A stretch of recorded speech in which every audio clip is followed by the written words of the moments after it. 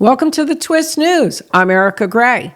With the European Union elections, we're a little over a month away. Names are starting to be dropped, and we see Politico, which has written several articles on who are possibilities for the next Commission president, favoring the Spitzenkandidat process.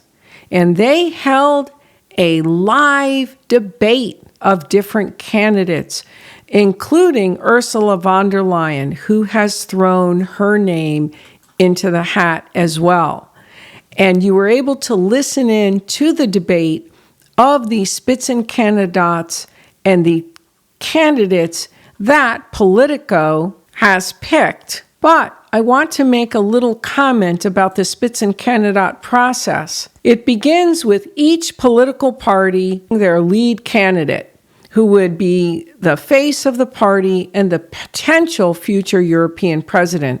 And the European party with the majority of seats in the EU Parliament after the elections will likely see their Spitzenkandidat president. And the idea is if the candidate does not obtain the required majority, the European Council proposes a new candidate within 1 month to be elected by the same procedure.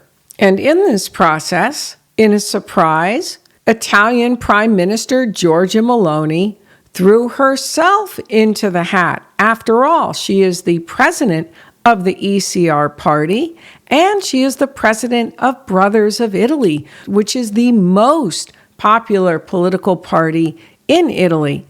And Meloni would be tremendous.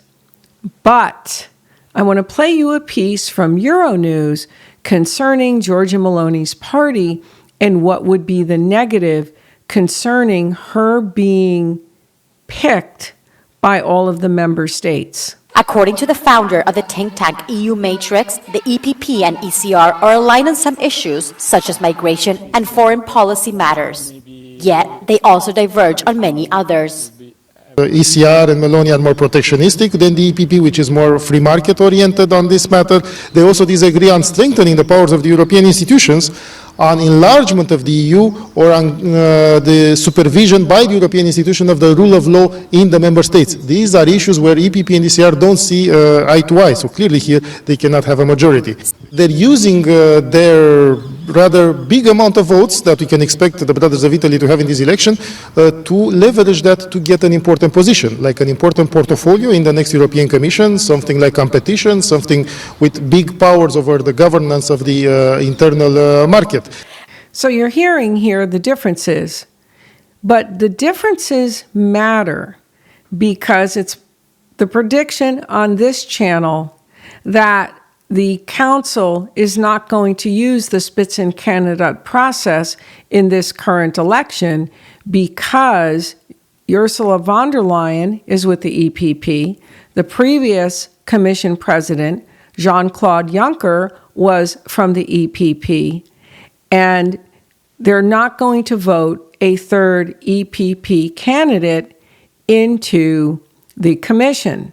The reason that Giorgia Meloni would not be picked is because of the media or European media branding her as extreme right and the idea of the loose confederation, which is espoused by leaders of conservative parties within the different countries that are enlisted in her party.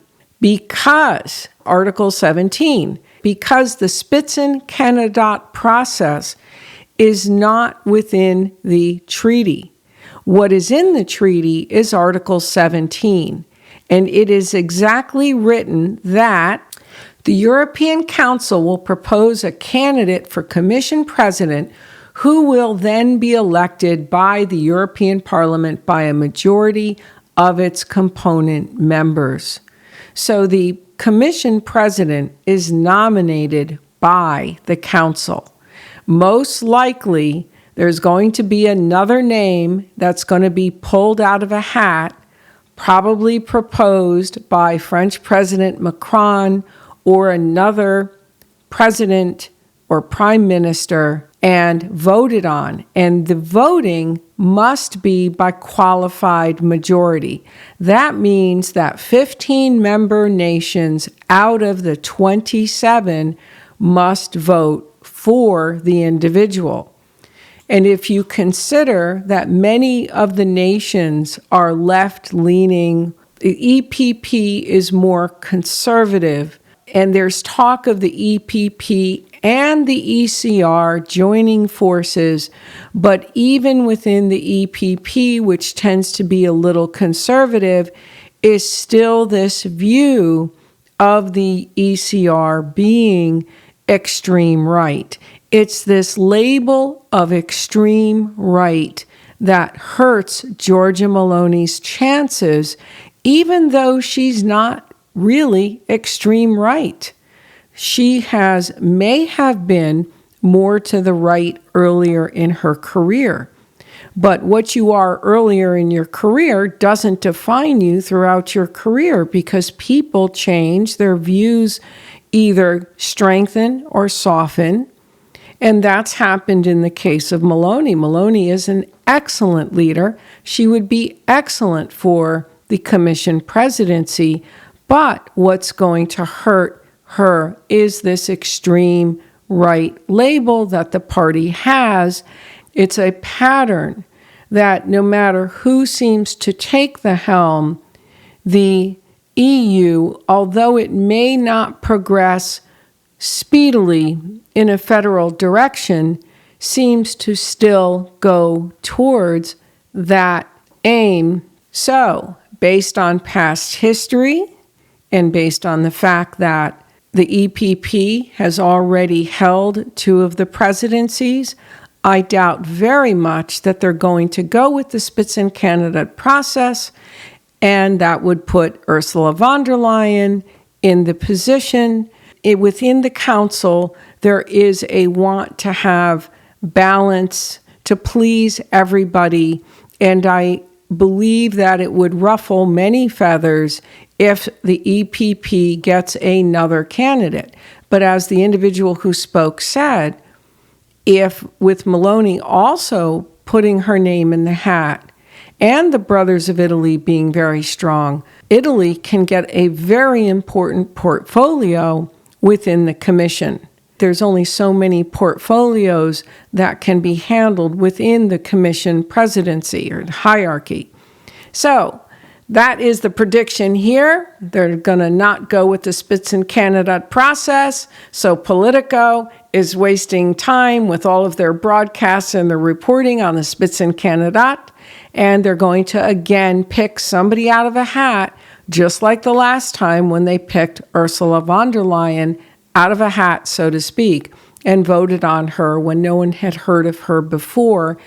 And so this is most likely what is going to happen this time. For the reason of the stamp of right wing, Giorgia Meloni will not be considered because she would have to have 15 of those 27 nations that would vote her in, but there's just too much negative press. So the prediction here is we're going to see someone you're not going to probably see named at this time. So as we get closer, we'll cover this again. But it's good news for the European Union that the ECR is poised to win more seats, because there needs to be a balance to decisions that are being made in Brussels, to decisions that should be in the hands of the nation states. And Europe could be stronger with more of those decisions within the nation states, because there's areas of development in various nations that cannot be tackled at the European level, but can be tackled at the nation state level. Well, this has been the Twist News. Hope you found this informative. Prediction here, going to see somebody that we're not expecting pulled out of a hat in the Article 17 process, and the Spitzenkandidat process will be ignored. Till next time, hit that subscribe button and stay tuned for more. Get down.